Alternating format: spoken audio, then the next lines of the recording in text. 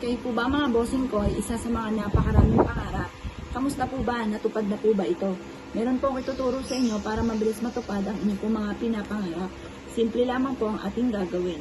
Kailangan natin mga bossing ko ng isang basong tubig at ganoon din po mga bossing ko ang isang malinis na papel at ganoon din po ang panulat. Ngayon, isusulat po natin dito ang ating pangalan. Sample lang ito, Apple Pagyo. Halimbawa mga bossing ko, kayo po ay may negosyo, sabihin nyo po,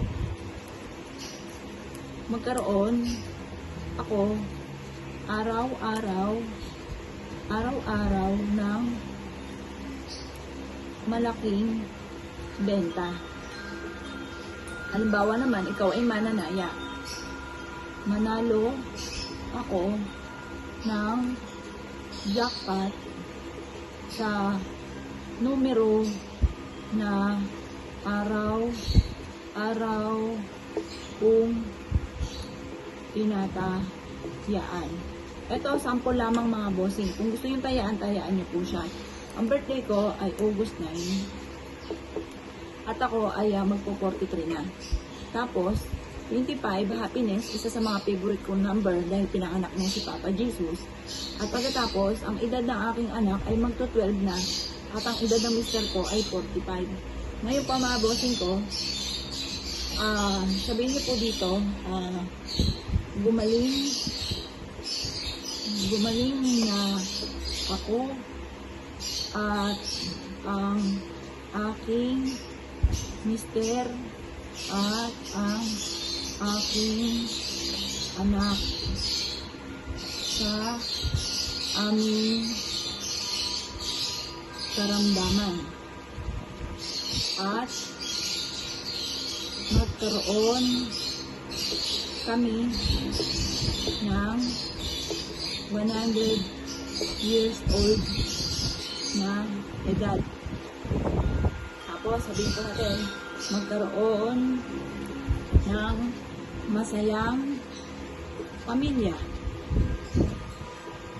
Ganyan mga bossing.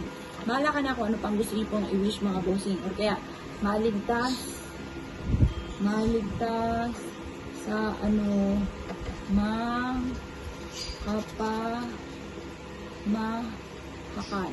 Yan.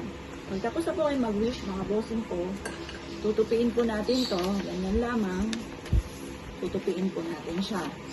At pagkatapos mga bossing, ilalagay po natin siya dito sa tubig. Yan, ganyan lang mga bossing. Na nakarap ka sa tubig silangan at pwede rin na budbudan nyo pa siya ng asin.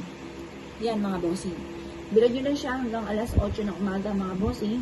At pagkatapos ng alas 8 ng umaga, ilagay nyo po ito sa inyo pong altar at ang dulot po nito ay napakaswerte. Nasa positive ka lang mga bossing. Kahit anong mga pagsubok na dumarating, laging isipin nyo, kaya ko yan. At saka yung mga parang mahirap, walang imposible, kaya po yan. Laging ganun mga bossing. Laban lamang sa hamon ng buhay. Kaya kung ikay naniniwala, subukan nyo po ito. Kapag po tinalagay nyo na sa inyo pong altar, ang gagawin nyo lamang mga bossing ko, pag nagdumi na yung tubig, itapon nyo po ito, tapos palitan nyo lang po ito ng tubig. Ito pa mga bossing ko, sa altar nito ilalagay ha, huwag sa ilalim ng higaan, huwag sa gilid ng pintuan ng main door, dapat sa altar lamang. Kasi sinulat po natin siya. Kapag sinulat natin, sa matataas na lugar po yan, or kaya isinasabit po yan, ay dahil ito'y nakababad sa tubig, sa altar po natin siya ilalagay. Basta kapag nagdumi na ang tubig, itapon nyo lamang mga bossing, itapon nyo na rin po ito. Kung gusto nyo ulitin po ito, ulitin nyo po ito mga bossing. At ito po ay makakatulong upang sa ganon, masinggit ka na maka-attract ng swerte, i-adya ako sa lagi ikaw siswertihin.